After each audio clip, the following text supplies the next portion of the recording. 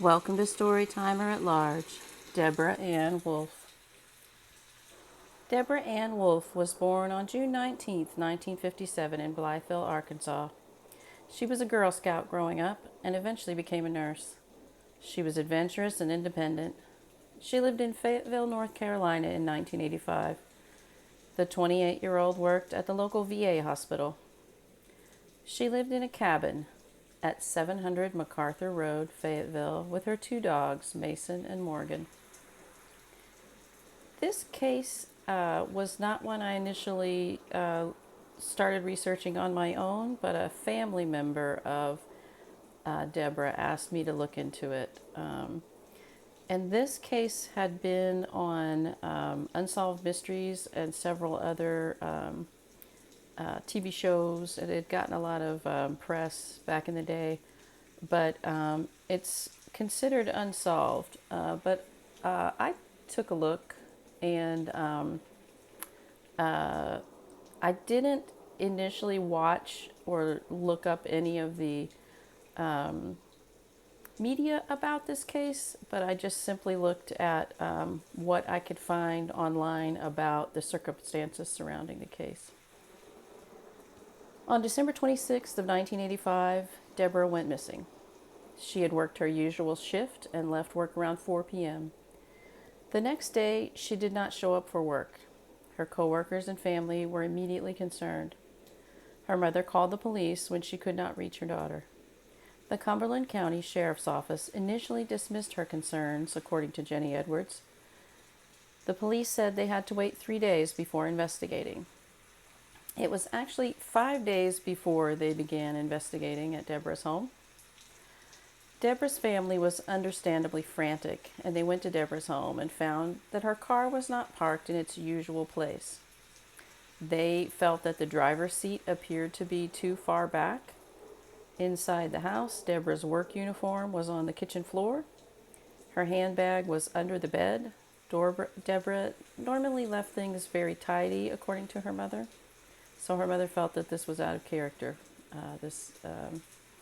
these two situations with the uniform and the purse. Deborah's dogs were outside and had not been fed. The normally well-kept place was in disarray. Beer cans were in the yard, and the family said that Deborah did not drink that brand of beer and would not have left cans all over the yard. A strange message was on the answering machine. A male volunteer from the hospital was expressing concern about Deborah missing so much work. But at the point he left the message, she had only missed a few hours of work, according to Deborah's family. Deborah's family also felt it strange that that man left town soon after this incident. Deborah's mother, Jenny Edwards, knew this wasn't right. Her daughter did not miss work. She wouldn't have left without her dogs or her purse. Deborah's mother persisted, and after 5 days, the police came to search the house. Deborah's cabin was in a wooded area with a pond. It's in the middle of suburbs now, but the pond is still there. It appears that the cabin is no longer occupied, and it actually appears that the cabin's gone. And people in the area have begun dumping furniture and other debris on the property, which is very sad to see people doing that. On my blog, you can see photographs of the house and the pond, or the land, the property in the pond. Deborah's family insisted that the police search the pond. The police claimed that they searched the pond and found nothing. Deborah's mother asked police if she could get her own divers to search the pond. The police agreed, and so the family enlisted the help of some friends who were trained divers. Gordon Childress and Kevin Gorton volunteered to get into the icy cold water. Almost immediately, they found Deborah's body in the pond in about 5 feet of water. Gordon Childress could only see her from the waist down. He thought it looked like her upper half was in a barrel. Childress also thought he saw drag marks and 2 sets of footprints leading into the pond and under the water. But of course, this is after the police have supposedly searched the pond, so not sure about those those footprints. So the police were again called to the scene. Deborah's body was fully clothed, including a jacket and gloves. The barrel that the family was referring to, and Gordon Childress said he thought he saw, was a 55-gallon drum that had been used as a burn barrel on Deborah's property. Back in the old days, a lot of people would keep such a thing on their property and burn trash in it. That barrel had been in the same place on the property for years. It was rusty and had holes. My family members usually had just such a barrel for burning trash kept out in the backyard. Jenny Edwards and others could see the indentation in the ground where the barrel had been. The investigators took over the scene. When asked about the barrel later, police said that there was no barrel in the pond. Gordon Childress was adamant that he had seen Deborah in the barrel. The police insisted that he must have just seen her jacket ballooning up around her. And you remember he only saw her from the waist down, the feet, legs, and waist. Perhaps he did only see the jacket ballooning up around her. According to a 2019 article from the Fayetteville Observer, Roger Rushing, a coworker, had arranged to have lunch with her at work on December 27th, but Deborah did not show up to work. Marvell Rushing, Roger's wife, also worked at the Fayetteville VA Medical Center on Ramsey Street and was also a friend of Deborah's. Marvell mentioned all sorts of rumors and theories flying around the medical center after Deborah's death. She thought that it was all just speculation. The Cumberland County Sheriff's Office and North Carolina Bureau of Investigation both concluded that Deborah died of accidental drowning. An autopsy determined that she did not have drugs or alcohol in her system. Gordon Childress, the volunteer diver, said that Deborah did not look like a typical drowning victim, in his opinion. Her eyes were closed and she looked like she was sleeping. A drowning victim, he said, typically has their eyes or mouth open because they have struggled against drowning, according to Gordon Childress. After the case was closed by investigators, Deborah's clothes were returned to the family. Her mother claimed that these were not clothes and shoes that would have fit Deborah.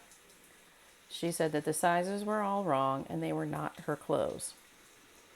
Deborah's home was not treated initially like a crime scene by investigators. Sadly, her family members were in the house and on the grounds first. Of course, their natural concern had taken over. They were looking for their loved one, so evidence like fingerprints and footprints could have been lost. Every unusual thing that the family saw in the home was then reported to the police. That's good, but police did not see the scene first. They did not photograph it first. If only the police would have taken the initial missing person report seriously and not waited 5 days.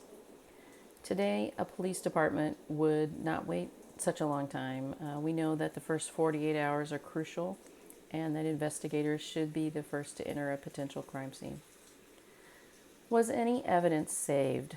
The beer cans could have been fingerprinted then. The beer cans could have been tested for DNA today. Since this was ruled an accident, it's unlikely that any evidence was saved. Did police photograph her car and examine it for fingerprints?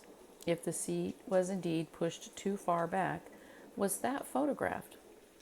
Was the recording on the answering machine saved? An autopsy was performed. Did they scrape under her nails? Did they clip her nails? Did they save that evidence? If she struggled with someone, that person's DNA could be under her nails.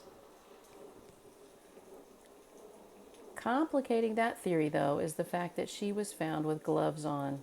If she was murdered and disposed of, would the perpetrator bother to put a jacket and gloves on her body? Perpetrators sometimes do dress a victim after assaulting them and murdering them. But putting gloves on a victim seems very unlikely to me.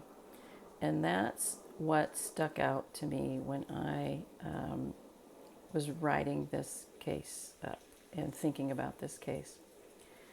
So I started looking at the weather and the temperatures in 1985 on December 26th. It was very cold out on December 26th. If you were going to kill someone and dispose of the body, would you want to get into an icy pond to do it? Killers are selfish and don't usually do things that are inconvenient and painful to themselves. Police maintain that they did question all the individuals that the family suggested. Then there's the barrel. Did it actually exist? Was it dismissed and discarded by police? It was only seen by one diver, Gordon Childress, who was working for the family. He said he could only see her from the waist down. He did not remove Deborah from the barrel or from the water. Police divers removed Deborah from the water. If the barrel was there, why would they not report it and retrieve it? It is possible that there was no barrel. Gordon Childress could have seen something like the jacket in the murky water that resembled a barrel opening shape. With the passage of time, the conflicting information, and the fact that no evidence was likely preserved, there would be no way to prove if there was foul play today. My thinking is always apply Occam's razor. I think that's a good rule to keep. Occam's razor is the idea of looking at the most obvious explanation. The simplest explanation is usually the answer. December 26th and December 27th, 1985 were very cold in Fayetteville. The temperature had gotten down to 14 degrees Fahrenheit both days. The high temperature for those days was also below freezing.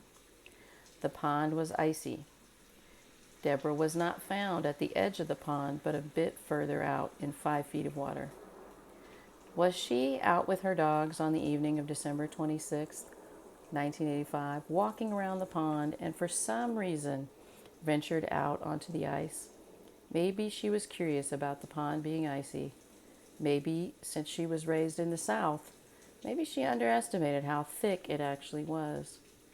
Maybe she knew it was not particularly deep and wasn't afraid. As a Southern resident, like I said, she might not have had a lot of experience with an icy pond. It would have been thicker on the edges and would have supported her weight as she ventured out, but would have been thinner toward the deeper areas. If she fell in, the cold would have overwhelmed her in just a couple of minutes, and she would have succumbed to drowning. That might explain the lack of a struggling look on her face that Gordon Childress described. That very cold water might have overwhelmed her before the struggling was, they sometimes say, in cold water, it's almost like you just fall asleep because it is so cold. Everything starts to shut down. It was 14 degrees again on December 27th when her family came to the cabin. The pond would have been frozen over again. That spot where she fell in would have frozen over again overnight. The police said there was no sign of a struggle inside the house, and that's true. Her uniform being found on the kitchen floor and her purse under the bed might seem odd, but it doesn't indicate a struggle necessarily. Nothing was broken or overturned. There was no blood. The house had not been broken into. What about the beer cans? Well, we don't know how long they had been there, actually. And we don't know how many beer cans there were. We don't know who drank the beer. Her mother felt that Deborah wouldn't have left the litter there. But what if it was something she meant to do, but just hadn't gotten around to it? She was a nurse, and that's an exhausting job. And when you come home exhausted, you don't always take care of everything. Also, they might have been in a trash bag outside the house, and since her dogs were left unattended, perhaps the dogs got into that trash bag looking for something to eat and scattered those beer cans around the house, around the yard there. Deborah had no drugs or alcohol in her system when she was found. She had no injuries. She was not tied up. If she had had bruises, cuts, scrapes, or any signs of injury, I feel like that information would have definitely made it um, into the files, into the articles, and then later on into that Unsolved Mysteries episode, which I did look at after looking at the facts of the case and writing about this. I imagine that her family got a copy of the autopsy report. They seemed very determined to get all of the information available. I think that this probably was indeed just an accidental drowning. She got home from work. The dogs wanted to go out and roam around. She changed quickly so she could get the dogs outside. If you live alone, you can change clothes in the kitchen, throw your work clothes anywhere, and pick them up later.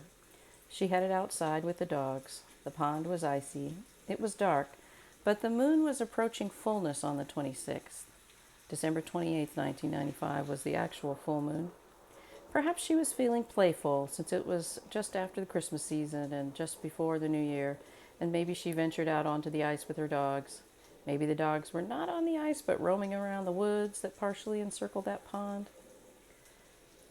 It would only take a second to fall through the ice and a couple of minutes for the cold water to overwhelm her. Wet clothes are very heavy. The cold makes struggling very difficult. Overnight, the ice would freeze over again, and her family, arriving on the 27th, would see only a frozen pond and not immediately suspect that she was in it. Confirmation bias seems to have taken hold of Deborah's family and friends. They were worried and grieving. This was the mid-1980s, and young women were getting murdered left and right. I research and write about these cases. These kinds of crimes were happening a lot, so it's natural for the family to think of murder and want to blame someone. It's always hard to believe that something so senseless could happen to someone we loved. It would only take one diver to say that he thought she was in a barrel, and then there actually was no barrel to set off the conspiracy theories. And it was only the one diver who thought he saw a barrel. And it's incredibly understandable, and I empathize with this family to want to blame someone. I lived in Anchorage, Alaska a few years ago. A lot of people move there with the military and aren't always knowledgeable about the cold and ice and potential dangers. When I lived there, 2 young boys went missing. Searchers were out in droves. Police searched diligently. They went door to door. Everyone looked into their sheds and garages. Every little bit of woods was searched. Known sex offenders were questioned. Video surveillance from the airport was examined in case the boys were taken out of state. Their neighborhood was scoured for signs and clues. People circled the little pond at the end of their street numerous times. Many weeks later, when the weather warmed up, a neighbor who was walking their dog saw a tennis shoe floating on the surface of the pond. She reported that, and the boys were found, and they had been in that pond all along. They had been warned by their mother to stay away from it. They weren't allowed to go play that far away, but for some reason, curiosity got the best of them, and they did it anyway. Tragically, it was a quick and quiet death for them both in this suburban neighborhood. No neighbors overheard a struggle. I've researched many cases where police were wrong. I've researched some in which it looks like the police were entirely untruthful. I've researched cases in which false confessions were extracted and innocent individuals went to jail. I don't automatically believe the official versions of every case I look at. But here, I do think Deborah Ann Wolfe accidentally fell through the ice on the evening of December 26, 1985, and sadly drowned. However, if there is someone out there who has more information that could indicate foul play, please contact the North Carolina State Bureau of Investigations at the web address that I will post in the comments section for this case.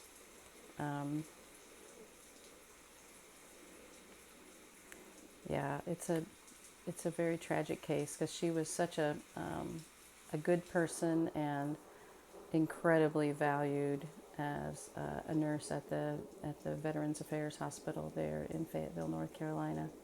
And she just had a whole life ahead of her, which all of these victims do, and it's always a tragedy. But I do think in her case that it was an accidental drowning. Rest in peace, Deborah Ann Wolfe.